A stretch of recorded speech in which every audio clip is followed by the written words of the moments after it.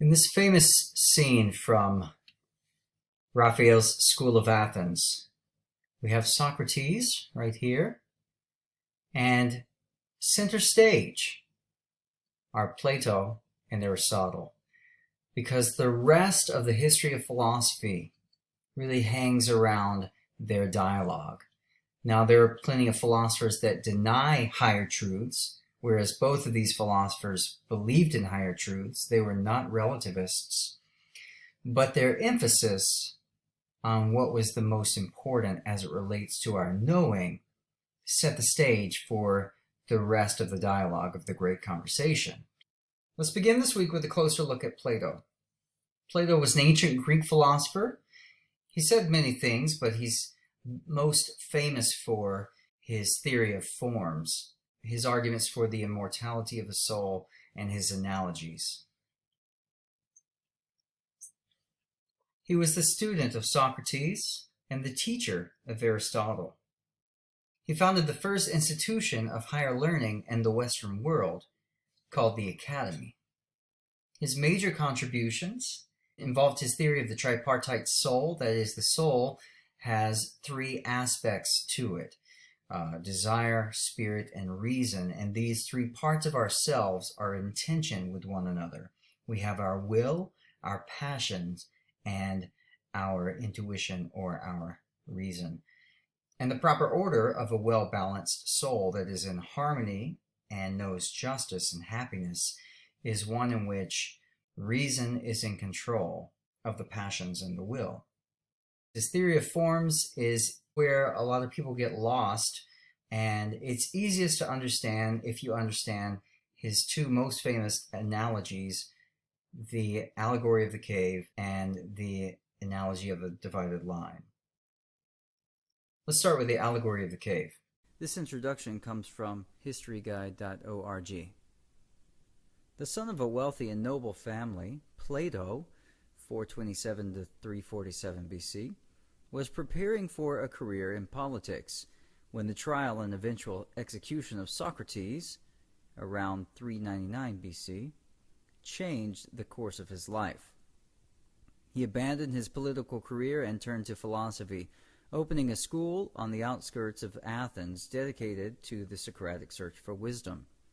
Plato's school, known as the Academy, was the first university in Western history and operated from 387 BC until AD 529. Unlike his mentor Socrates, Plato is both a writer and a teacher. His writings are in the form of dialogues, with Socrates as the principal speaker. In the Allegory of the Cave, Plato describes symbolically the predicament in which mankind finds itself and proposes a way of salvation. The allegory presents, in brief form, most of Plato's major philosophical assumptions. His belief that the world revealed by our senses is not the real world, but only a poor copy of it, and that the real world can only be apprehended intellectually. His idea that knowledge cannot be transferred from teacher to student, but rather that education consists in directing students' minds toward what is real and important, and allowing them to apprehend it for themselves. His faith that the universe ultimately is good. His conviction that enlightened individuals have an obligation to the rest of society, and that a good society must be one in which the truly wise, the philosopher king, are the rulers. The Allegory of the Cave can be found in Book 7 of Plato's best-known work, The Republic, a lengthy dialogue on the nature of justice. Often regarded as a utopian blueprint, The Republic is dedicated toward a discussion of the education required of a philosopher king. The following selection is taken from the Benjamin Jowett translation, circa 1991. As you read the allegory, try to make a mental picture of the cave Plato describes. In many ways, understanding Plato's Allegory of the Cave will make your foray into the world of philosophical thought much less burdensome. This is a dialogue between Socrates and Glaucon, beginning with Socrates. "And now," I said, "let me show in a figure how far our nature is enlightened or unenlightened. Behold, human beings live in an underground cave, which has a mouth open towards the light and reaching all along the cave. Here they have been from their childhood, and have their legs and necks chained so that they cannot move, and can only see before them, being prevented by the chains from turning round their heads. Above and behind them a fire is blazing at a distance, and between the fire and the prisoners there is a raised way, and you will see, if you look, a low wall built along the way, like the screen which marionette players have in front of them, over which they show the puppets. I see. And do you see, I said, men passing along the wall, carrying all sorts of vessels, and statues and figures of animals made of wood and stone and various materials, which appear all over the wall? Some of them are talking, others silent. You have shown me a strange image, and they are strange prisoners. Like ourselves, I replied, and they see only their shadows, or the shadows of one another which the fire throws on the opposite wall of the cave. True, he said. How could they see anything but the shadows, if they were never allowed to move their heads? And of the objects which are being carried in like manner, they would only see the shadows? Yes, he said. And if they were able to converse with one another, would they not be sure to fancy, when one of the passers-by spoke, that the voice which they heard came from the passing shadow? No question, he replied. To them, I said, the truth would be literally nothing but the shadows of the images. That is certain. And now look again, and see what will naturally follow if the prisoners are released and disabused of their error. At first, when any of them is liberated and compelled suddenly to stand up and turn his neck round and walk and look towards the light, he will suffer sharp pains. He will glare. The glare will distress him, and he will be unable to see the realities of which in his former state he had seen the shadows, and then conceive someone saying to him that what he saw before was an illusion, but that now, when he is approaching nearer to being, and his eye is turned towards more real existence, he has a clearer vision. What will be his reply? And you may further imagine that his instructor is pointing to the objects as they pass and requiring him to name them. Will he not be perplexed? Will he not fancy that the shadows which he formerly saw are truer than the objects which are now shown to him? Far truer. And if he is compelled to look straight at the light, will he not have a pain in his eyes which will make him turn away to take in the objects of vision which he can see, and which he will conceive to be in reality clearer than the things which are now being shown to him? True. And suppose once more that he is reluctantly dragged up a steep and rugged ascent and held fast until he is forced into the presence of the sun himself. Is he not likely to be panicked and irritated? When he approaches the light, his eyes will be dazzled, and he will not be able to see anything at all of what are now called realities. Not all in a moment, he said. He will require to grow accustomed to the sight of the upper world. At first he will see the shadows best, next the reflections of men and other objects in the water, and then objects themselves. Then he will gaze upon the light of the moon and the stars and the spangled heaven, and he will see the sky and the stars by night better than the sun or the light of day, certainly. Last of all, he will be able to see the sun, and not mere reflections of him in the water, but he will see him in his own proper place, and not in another, and he will contemplate him as he is. Certainly. He would then proceed to argue that this is he who gives the season and the years, and is guardian of all that is in the visible world, and in a certain way the cause of all things which he and his fellows have been accustomed to behold. Clearly, he said, he would first see the sun and then reason about him. And when he remembered his old habitation and the wisdom of the cave and his fellow prisoners, do you not suppose he would felicitate himself on the charge and pity them?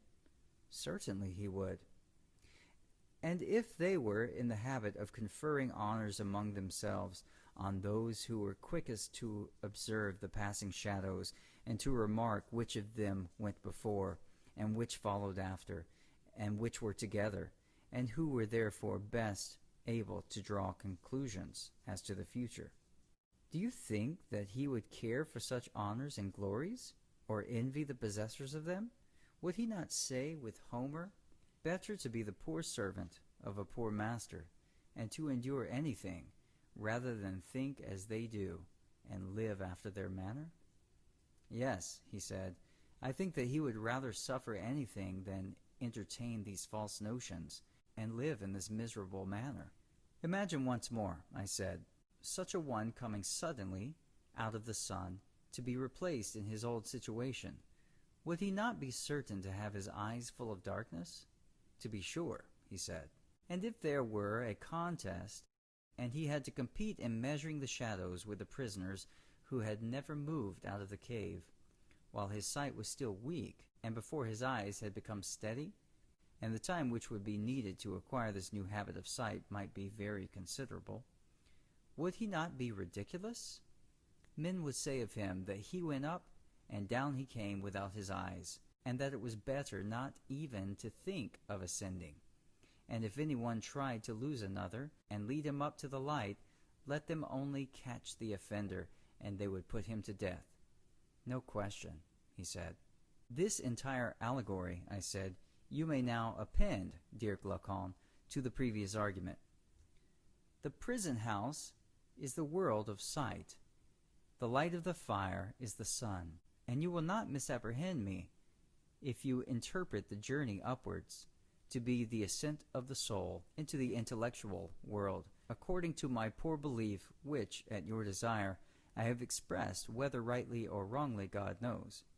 But, whether true or false, my opinion is that in the world of knowledge the idea of the good appears last of all, and is seen only with an effort, and, when seen, is also inferred to be the universal author of all things of reason and truth in the intellectual, and that this is the power upon which he who would act rationally, either in public or private life, must have his eye fixed.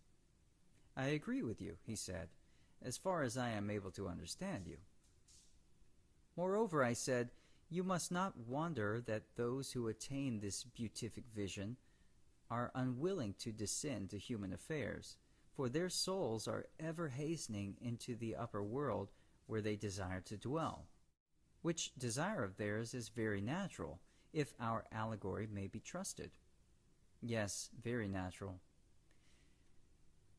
And is there anything surprising in the one who passes from divine contemplations to the evil state of man, misbehaving himself in a ridiculous manner, if, while his eyes are blinking and before he has become accustomed to the surrounding darkness, he is compelled to fight in courts of law or in other places about the images or the shadows of images of justice, and is endeavoring to meet the conceptions of those who have never yet seen absolute justice? Anything but surprising, he replied. Anyone who has common sense will remember that the bewilderments of the eye are of two kinds, and arise from two causes, either from coming out of the light or from going into the light, which is true of mind's eye quite as much as of the bodily eye. And he who remembers this when he sees anyone whose vision is perplexed and weak will not be too ready to laugh. He will first ask whether that soul of man has come out of the brighter light and is unable to see because unaccustomed to the dark, or having turned from darkness to the day is dazzled by excess of light. And he will count the one happy in his condition and state of being, and he will pity the other. Or, if he have a mind to laugh at the soul which comes from below into the light, there will be more reason in this than in the laugh which greets him who returns from above out of the light into the cave. That, he said, is a very just distinction. But then, if I am right, certain professors of education must be wrong when they say that they can put a knowledge into the soul which was not there before, like sight into blind eyes. They undoubtedly say this, he replied, whereas our argument shows that the power and capacity of learning exists in the soul already, and that just as the eye was unable to turn from darkness to light without the whole body, so too the instrument of knowledge can only by the movement of the whole soul be turned from the world of becoming into that of being, and learn by degrees to endure the sight of being, or, in other words, of the good. Very true. And must there not be some art which will effect conversion in the easiest and quickest manner, not implanting the faculty of sight, for that exists already, but has been turned in the wrong direction, and is looking away from the truth? Yes, he said, such an art may be presumed.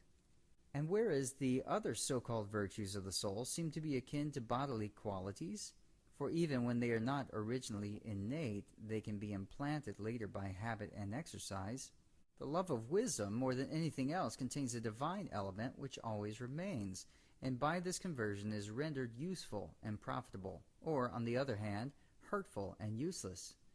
Did you never observe the narrow intelligence flashing from the keen eye of a clever rogue? How eager he is! How clearly his paltry soul sees the way to his end! He is the reverse of blind, but his keen eyesight is forced into the service of evil, and he is mischievous in proportion to his cleverness. Very true, he said. But what if there had been a circumcision of such natures in the days of their youth, and they had been severed from those sensual pleasures, such as eating and drinking, which, like laden weights, were attached to them at their birth, and which drag them down and turn the vision of their souls upon the things that are below?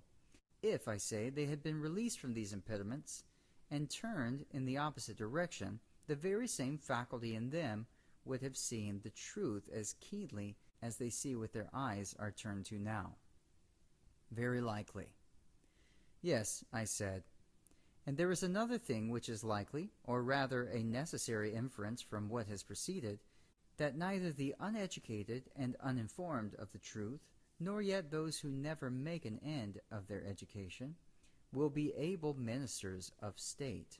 Not the former, because they have no single aim of duty, which is the rule of all their actions, private as well as public, nor the latter, because they will not act at all, except upon compulsion, fancying that they are already dwelling apart in the islands of the blessed. Very true, he replied. Then, I said, the business of us who are the founders of the state will be to compel the best minds to attain that knowledge, which we have already shown to be the greatest of all. They must continue to ascend until they arrive at the good. But when they have ascended and seen enough, we must not allow them to do as they do now. What do you mean? I mean that they remain in the upper world, but this must not be allowed. They must be made to descend again among the prisoners in the cave, and partake of their labors and honors, whether they are worth having or not. But is not this unjust? He said. Ought we to give them a worse life, when they might have a better?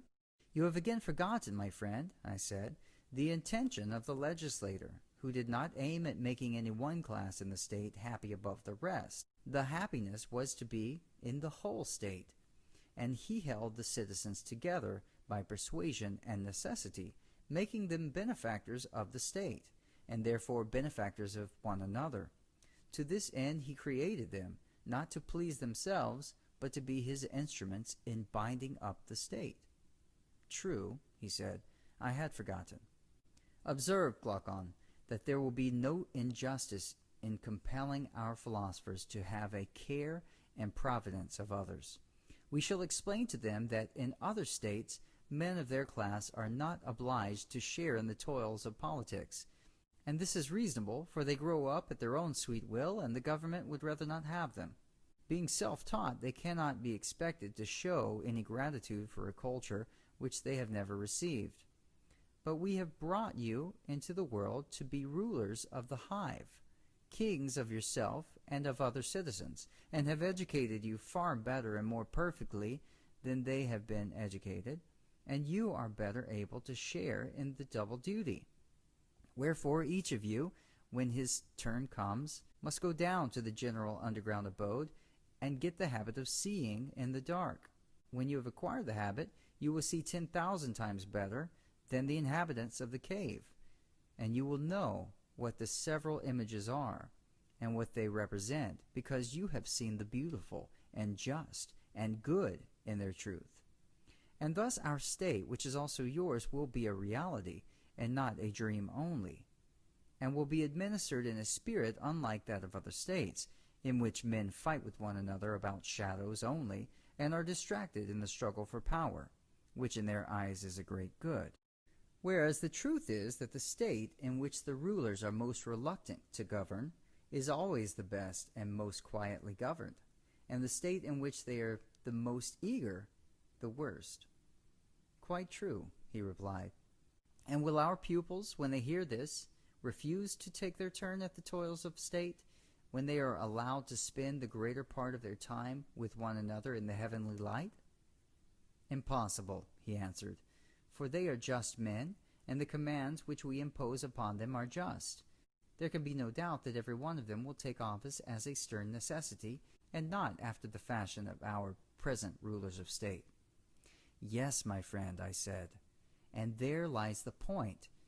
You must contrive for your future rulers another and better life than that of a ruler, and then you may have a well-ordered state. For only in the state which offers this will they rule who are truly rich, not in silver and gold, but in virtue and wisdom, which are the true blessings of life. Whereas if they go to the administration of public affairs, poor and hungering after their own private advantage, thinking that hence they are to snatch the chief good, order there can never be, for they will be fighting about office, and the civil and domestic broils which thus arise will be the ruin of the rulers themselves and of the whole state. Most true, he replied. And the only life which looks down upon the life of political ambition is that of true philosophy. Do you know of any other? Indeed, I do not, he said. And those who govern ought not to be lovers of the task? For if they are, there will be rival lovers, and they will fight. No question. Who then are those whom we shall compel to be guardians? Surely they will be the men who are wisest about affairs of state, and by whom the state is best administered, and who at the same time have other honors, and another and a better life than that of politics? They are the men, and I will choose them, he replied. And now shall we consider in what way such guardians will be produced, and how they are to be brought from darkness to light, as some are said to have ascended from the world below to the gods? By all means, he replied. The process, I said, is not the turning over of an oyster shell, but the turning round of a soul, passing from a day which is little better than night to the true day of being, that is, the ascent from below, which we affirm to be the true philosophy? Quite so, said Glaucon.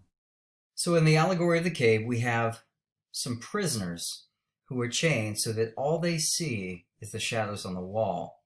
Now, of course, you cannot have shadows unless there is light. Think about that for a moment. A creature that is born in darkness has no conception even of darkness, because dark and light are unintelligible contrasts. There is only what there is. If the cave were completely dark, no cave dweller would know what darkness means. Because there is light, light casts shadows, and we can contrast between the light and the dark.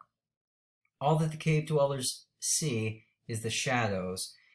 Because that is all they're able to see, this to them is reality, and this is all there is to it. And so they begin to philosophize about the shadows, and they give the shadows names, and they theorize about what shadows do and how you can recognize certain sounds that come from certain shadows, until finally one is released and sees that the sounds are actually coming from somewhere else, and that the shadows are not actually existing things, but reflections caused from the light of intelligibility, if you will, that is cast on something else to create this imitation. It's important to understand when we talk about the shadows that they're not even real things.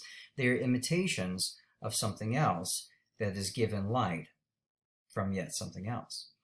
So here we kind of have a picture of the downstairs, or the physical world, in which we have, even though the sun is part of the physical world, in this analogy, this aspect, the higher ground, if you will, is really starting to press into immaterial concepts. This will make more sense in light of his other analogy, the divided line. But here we're dividing a line between the physical world and the immaterial world of ideas. In the same way that in the physical world we have light, and the light makes other things intelligible, so much about what we know in the physical world is even possibly confused or limited because of our narrow perspective. If we could break away from our perspective and see more to the world, we would have a greater understanding. But that's not enough for Plato. That's why he brings us out of the cave. If we came out of the cave, then we would begin to see the really real. And in fact, things up there are so real that even the light is blinding. When you first come out of the cave, you can't look at anything. You have to wait until it's nighttime and begin to discover things in the dark because you're so used to the dark.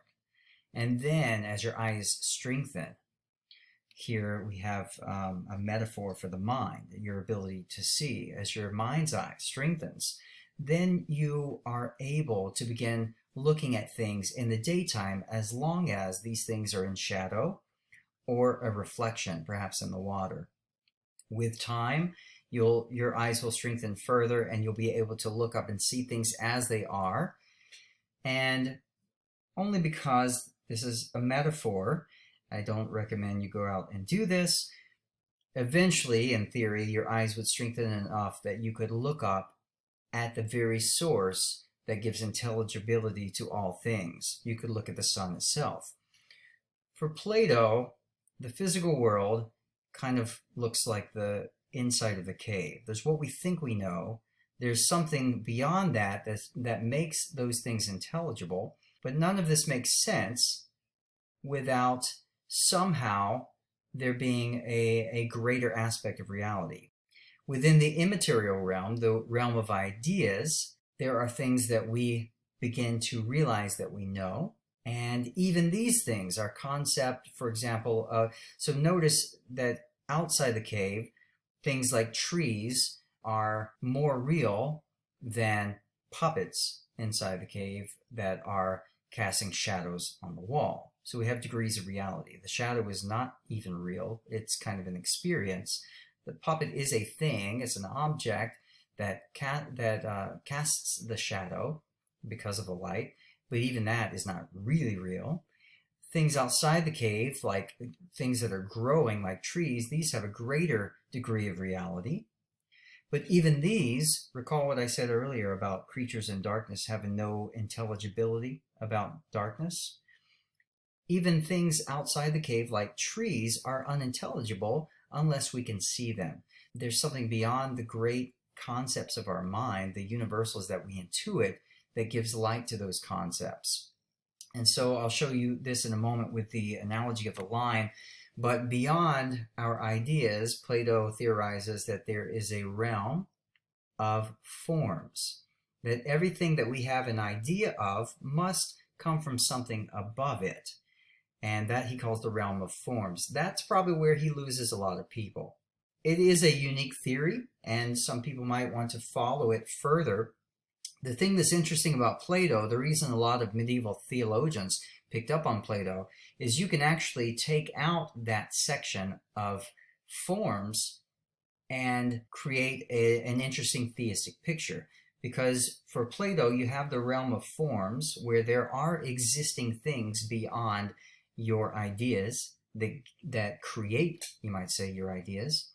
But Plato was insistent upon the fact that beyond the realm of forms, there has to be something that even makes them intelligible. And for Plato, that is the good. So goodness is the ultimate thing that gives light to the forms, which give light to our mind, which gives light to our understanding and applications of the physical world, which then reflect into cast shadows of understanding and other things that we do. As I said, this ties in well to many theologians' understanding of reality, because in the traditional Western concept of the monotheistic God, God has always been equated with the good, or goodness, absolute goodness. Plato's theory of forms do not work well with theism, but if you remove those, nothing is lost. and many things work. His analogy of the divided line really brings light to his allegory of the cave. In the analogy of the line, we are dividing the physical world from the non-physical or the immaterial world. The physical world is the world that is visible. The immaterial world is the world that is intelligible. This is the world of ideas. So we have the realm of physical things and the realm of intelligible things or ideas. Within the realm of the physical, he divides it further. We have objects and then objects reflected, shadows. So he's creating degrees of reality. He wants to know what is really real. Where does our knowledge come from? I can look at a shadow, but it is not really existing as a thing. It is a reflection or an image of a thing. It is a copy. Where does it come from? To have an understanding of shadow, we have to have an understanding of the object that is reflected. But here's where Plato is really puzzled. He says, okay, so I can look at a shadow of a dog and figure out that it comes from a dog. But when I talk about a dog and you talk about a dog and we don't have access to the same thing in our minds, even if we don't have access to the same thing that we're talking about, we can make universalizable statements like all dogs have 4 legs.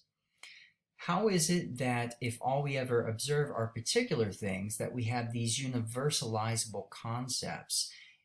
Keep in mind that Plato was a student of geometry. His academy said at the top, "Let none ignorant of geometry enter here," because he realized that all over mathematics is an understanding of universalizability. Math applies to so many different aspects. So think about mathematics for a moment. Nothing about mathematics is physical. So we're not going to find it here. We're not going to find the copies of the thing. And yet we know mathematical things that somehow work down here. He's not satisfied with just saying, well, it happens to be, it just works. No, he says that's got to come from somewhere else. So now we're in the realm of the ideas, the realm of hypotheses and mathematics and things that we know apply down here, and yet they are not physical. Now, here is where Plato loses a lot of people, but hang with me for a moment. He's not satisfied stopping here. So we've reached the realm of ideas, because if all there is the particular, then we can have no universalizable concept. But he says mathematics can apply to all the particulars that we find. The really real, or the really true, or knowledge has to lie beyond the particular things and at least to the realm of ideas, in the intelligible realm. But he's not satisfied staying here. There has to be further division or distinction here, because mathematics uses things beyond mathematics. Think about it when we talk about oneness or two-ness with numbers, or squaring things, or squareness, or circledness. We're appealing beyond mathematical formulas in themselves to describe something that we intuit to be greater, that there is a universal concept of circleness from which we can derive our theories about circles, which then we can find down here. The same thing with other aspects of mathematics. We intuit higher truths from which we are able, still within the realm of ideas, to form our hypotheses and then apply them in the physical world. Well, this doesn't just apply to math. The same thing, and more importantly for Plato, the same thing applies to truth and beauty and goodness. When we point to things down here and we call that good, well, we can't cut open anything and find goodness. Same thing with beauty. We're at least talking about an idea which somehow maps on to the downstairs. But the idea of goodness doesn't exist in my mind, because you have an idea of the good too. And our ideas often overlap, even though we may sometimes find disagreement. He says the only way that I can have an idea and you have the idea is if somehow there is an existing thing beyond our ideas, which maps onto, you might say, our ideas or our minds, or you might say it another way, in which our minds somehow participate. So think about beauty, and I'll give you a picture in just a moment. So I can draw a picture of something, but that's really like a shadow, because it's not even the thing. It's just a representation or a copy of a thing. If I draw a picture of a thing and you think it's beautiful, well, I'm drawing a picture of something else, right? An object, and the picture is the copy. The object is the real thing that's reflected. And if we have a concept of beauty, the beauty doesn't lie in the thing itself, nor in the object itself, but for us to have an idea of beauty, well, for me to have an idea individually, or for you to have an idea individually, we've got some concept that is not physical, which somehow maps on to our physical experience. But more importantly, what Plato is going for here is if we share a concept of beauty, that means that there is something beyond our ideas, the beautiful, which somehow maps onto your mind and mine so that we understand it. We know what beauty is, even if we have some disagreements. We believe in its existence. And it somehow maps onto our experience, our mental experiences, and it somehow participates in our physical experiences. Let me give you a visual. So here we have a picture of the thing, and that may be a beautiful picture. Let's go with the scenery. We may have a beautiful scenic picture, and maybe it has beauty because of skill in the person that painted it, or maybe it has beauty because of the thing depicted. But whether we're describing excellence in craftsmanship or artistry, or excellence or beauty in the thing itself that strikes us with awe, we are describing an idea of beauty that somehow maps onto the things which we experience and is reflected in the copy. But I don't have an idea of beauty unless there is a beauty. He calls this the form of beauty. We might call it the beautiful, that gives light to my understanding of what beauty means as an intelligible concept. Recall what I said in the cave. A creature in darkness has no concept of darkness. We can only understand beauty as something that can participate throughout our cave if there is a thing that is the beautiful that can give light to my understanding. And then I realize, wow, I see this thing, which I may not fully know, but I'm aware of its existence. I see that it somehow participates in my physical experience and within the copies or reflections of that physical experience. But again, for Plato, although he gives a form to everything, there's a form of the beautiful, there's a form of the squareness, there is a form of dogness or things like this. Anything that we can universalize must somehow, for Plato, lie beyond the mind.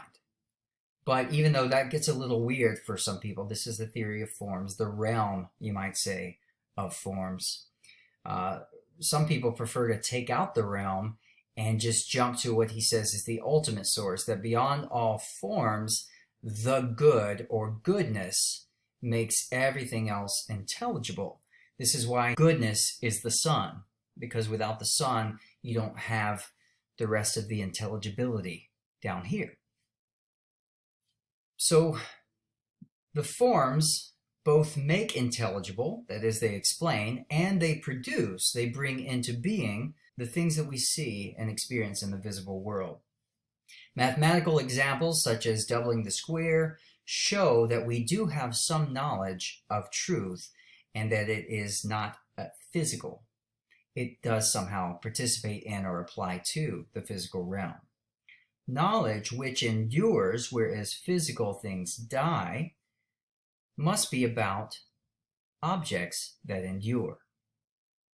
So as we go back and forth in our dialectical process, trying to understand truth, the closer we get to truth, the farther from the physical stuff we get. The form of the good is analogous to the sun. Plato believed that skepticism and relativism are refuted just by looking at our deep-seated convictions and our intuitions concerning knowledge. If you really believe that it is wrong for people to commit an injustice against you, if you really think that there is such a thing as justice, it's not just what the law says, and you really think that certain things are good or true and other things are right or wrong. For example, if you think there is evil in the world or some things are just not fair, Plato would say your convictions are showing. You actually believe in something non-physical, because in the physical world there is no justice or injustice. There just is what there is. Things ebb and flow in a physical way. Plato's impact is extremely significant. In the words of Alfred North Whitehead, the safest general characterization of the European philosophical tradition is that it consists of a series of footnotes to Plato. So wow, he said it all. And the rest of philosophy is really just trying to deal with what he said in one way or another. So props to Plato. Let's move on to Aristotle. Aristotle, also a Greek philosopher from the Golden Age of Athens, also a Socratic philosopher, carrying on the tradition of Socrates and Plato, also had a tremendous impact on the history of Western philosophy, especially as it relates to logic and ethics and the philosophy of science. He's considered the father of Western logic. He was a student of Plato, as Plato was a student of Socrates, and he went on to tutor a young lad named Alexander, whom we know better as Alexander the Great. Like Plato, he contributed many things, and we will not have time to touch on all of them. Some of the most important things as it relates to things we will discuss in here are the categories. This really is significant as it relates to the history of science. It was Aristotle who was really interested in physical life. His father was a doctor, so he's interested in the way bodies work. And he was really interested in the marine life around Greece and the way that nature works. And because he's so interested in nature and physical things, he's the one who first really articulates the idea of categories or categorization. And we talk about genus and species and things like this in science. Well, this goes back to Aristotle. He recognized that there are similar and dissimilar things, and this can help us in categorization. He said a lot about logic that is significant, and related to logic, fallacies.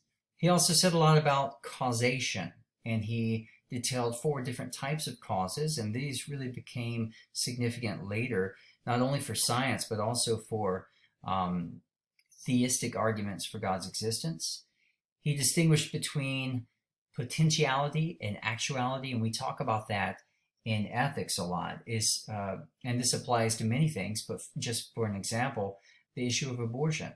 We argue over whether the thing itself, the fetus, is actually a person or potentially a person, and does that matter? An acorn is not a tree that's full grown, but it is a tree at that stage in its development, and if you leave it alone in the right environment, it will do what all trees do, and that is mature with time. Aristotle would say it is what it is, even though it's at a different stage in development. He also articulated an argument for the unmoved mover, which was really one of the first formal arguments for a god, although it was a little different than you might be used to with traditional theism. He distinguished between types of souls. So Plato spoke about 3 parts of the soul, the human soul. Aristotle philosophized about 3 different types of soul.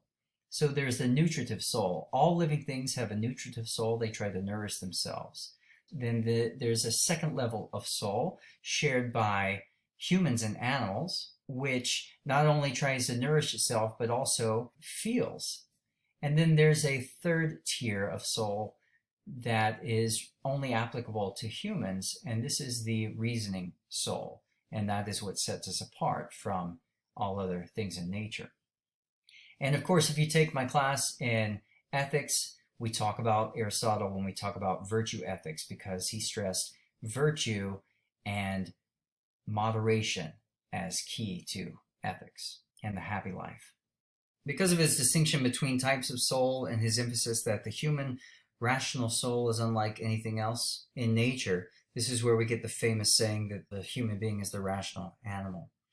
Because he is dealing with the problems of sophism, this drove him to write one of the first systematic works on argument and fallacy.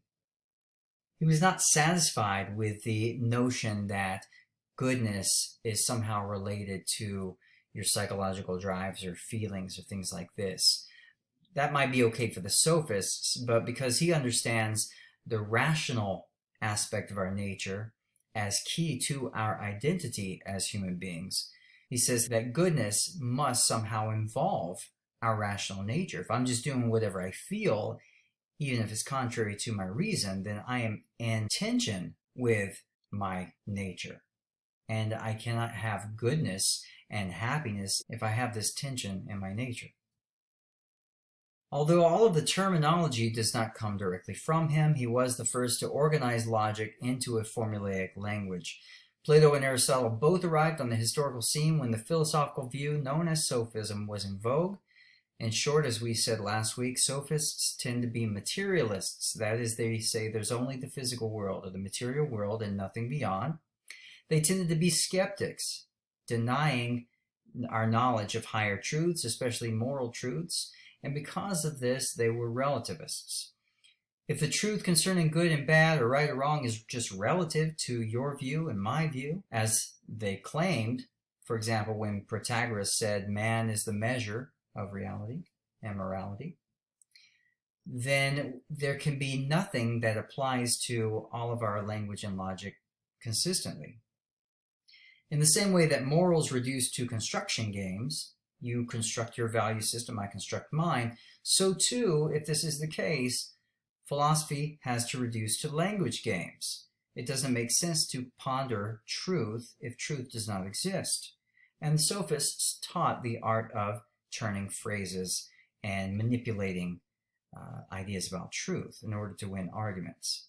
It was in this context that the philosophical giants of classical history arose, beginning with Socrates. Whereas Plato had sought to refute the sophists' relativism by pressing sharply into our deep intuitions of non-physical universal truths in mathematics and language and even in the very nature of knowledge itself, Aristotle delved deeply into the heart of language in order to turn logic upon itself. Truth, he says, is very clear to us.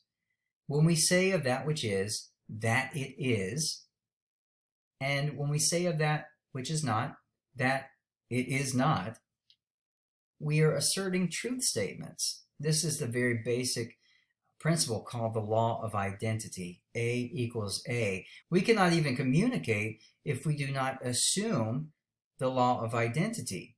Because when we talk about things, we assume that we understand the things we're talking about, and we assume that we understand that we're talking about the same things. It's impossible unless we assume certain aspects of truth. This means that any coherent statement is either about the way things are or not. So, for Aristotle, all statements are about the nature of reality. Therefore, all statements about the nature of reality are true or false. Truth is correspondence. We'll get different views later, but this is the correspondence theory of truth. Truth is that which corresponds to the way things are.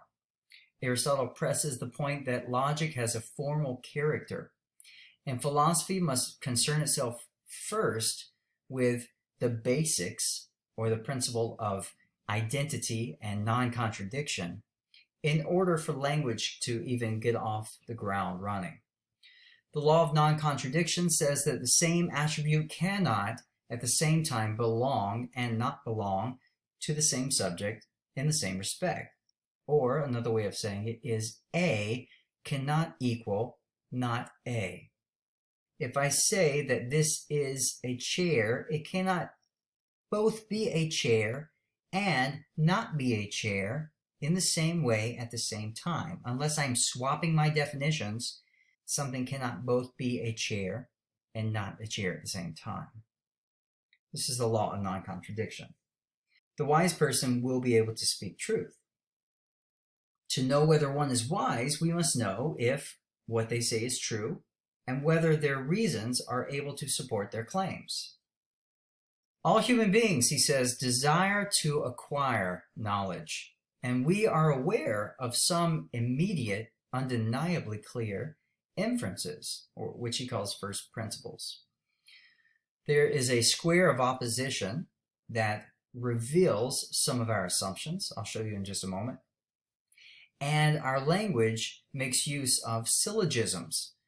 The syllogism is a deductive reasoning process. Deductive reasoning presses into things of which we are aware in order to draw out categories and connections in our language. If I say all animals are mortal and all men are animals, what can you draw out of that? That all men are mortal, right? All men are mortal. Socrates is a man. Socrates is mortal. We have the ability to draw out from reasoning process truths. But not everything can be known from deduction and demonstration. Experience is the means of knowing the universal. He is concerned with universals, as was Plato, but he's going about it a different way. Universals refers to our sense of unity across the many particular things that we encounter. We interpret our experiences through our mind and intuition.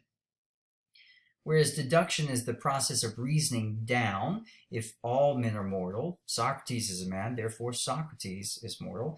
Induction is the means of starting small and working our way backwards. The biologist starts with a creature and then observes like creatures and then theorizes about similar creatures and then begins to theorize about broader species and then the genus and the family, etc. This is the inductive reasoning process. So here we have the square of opposition, and you'll notice that there is a proposition or truth statement located in each of the four corners.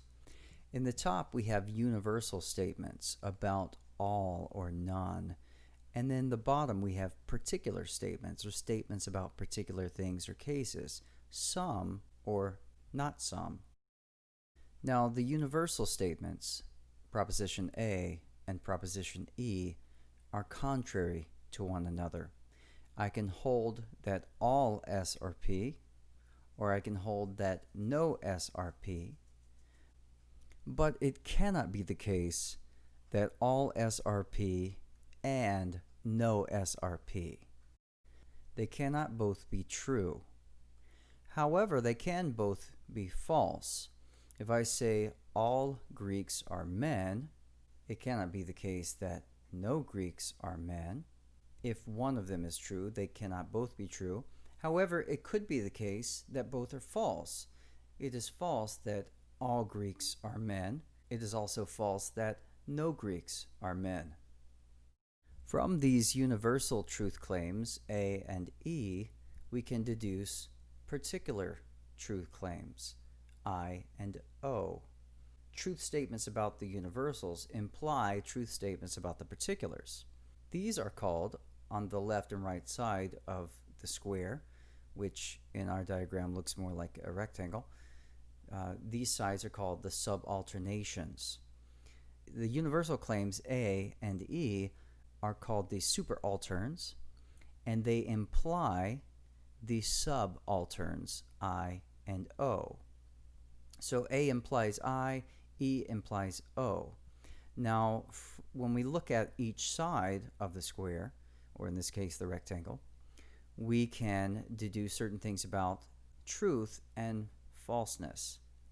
What is true flows downward, what is false flows upward. If it is the case that all S are P, proposition A, then it must be the case that some S are P, proposition I. So if A is true, I is necessarily true. However, just because it's the case that some S are P, if we can affirm proposition I, this does not mean that it must be the case that all S are P. So we start with the universal and we can work our way down. If we know that all S are P, then we are safe to conclude that some S are P.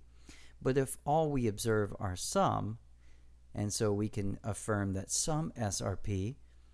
This does not mean we have enough knowledge to assert that all S must also be of class P.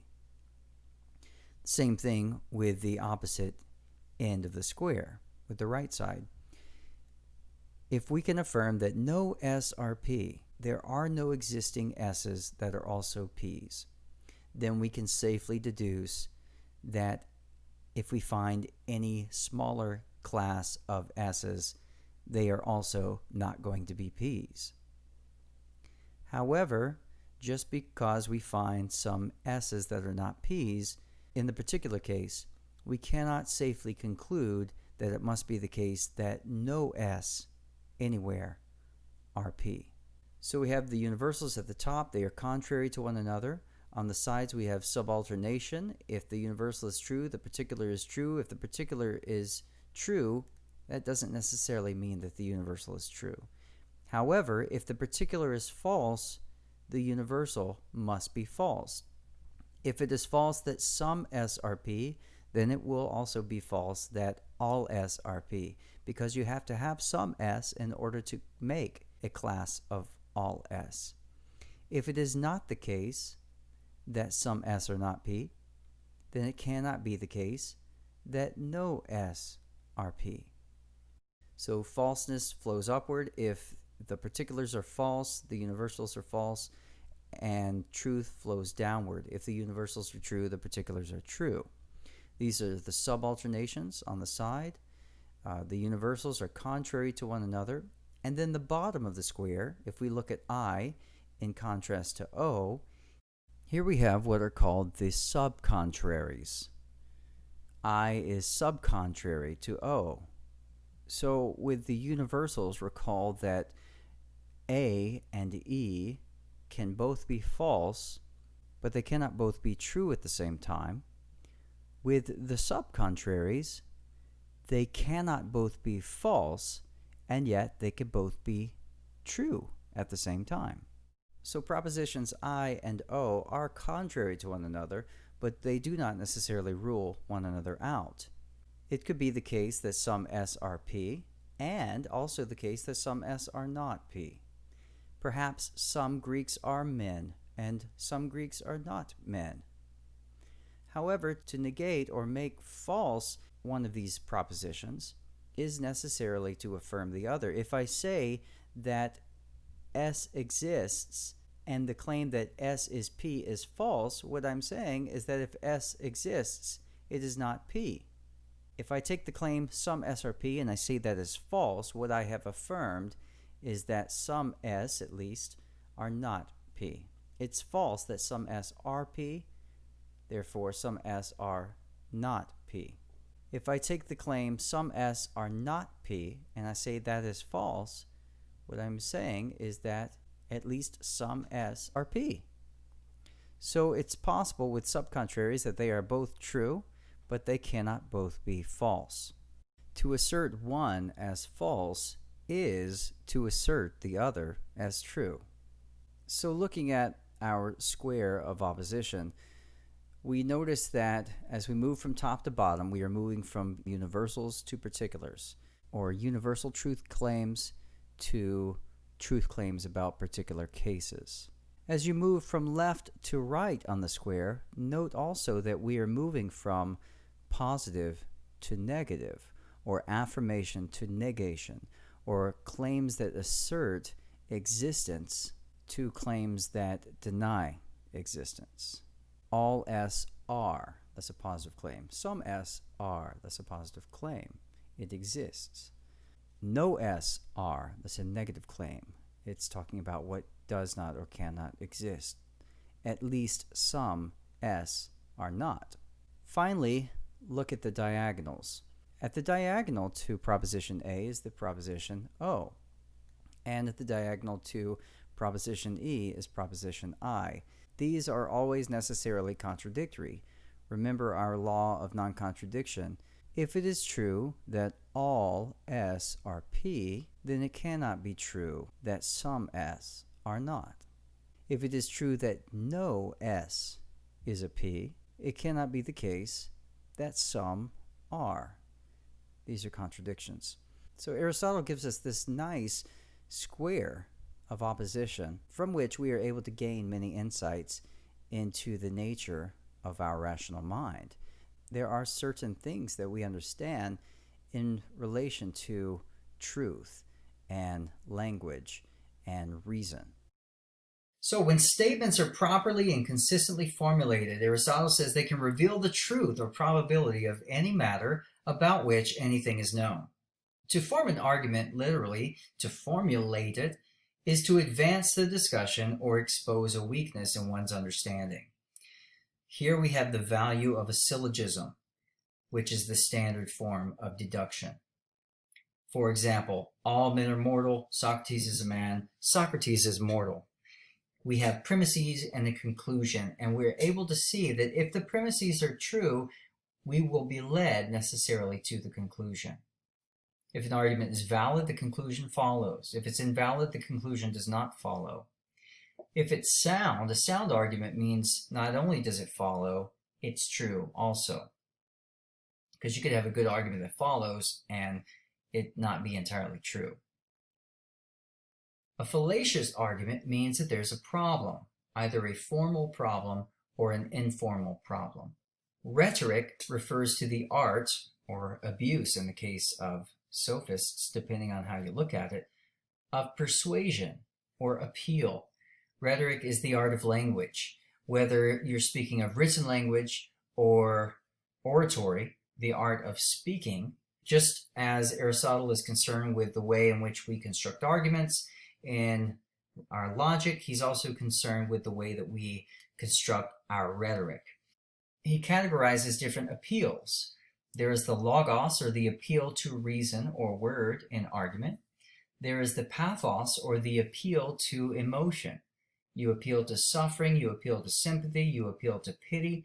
This has rhetorical force, but it can cause problems. This was a favorite tactic of the sophists, appealing to pity. There's also ethos, or appealing to character. So these are the different aspects of your rhetoric, and you can make your argument stronger by the way that you handle these things. You can also create many a fallacy by the way that you handle these things.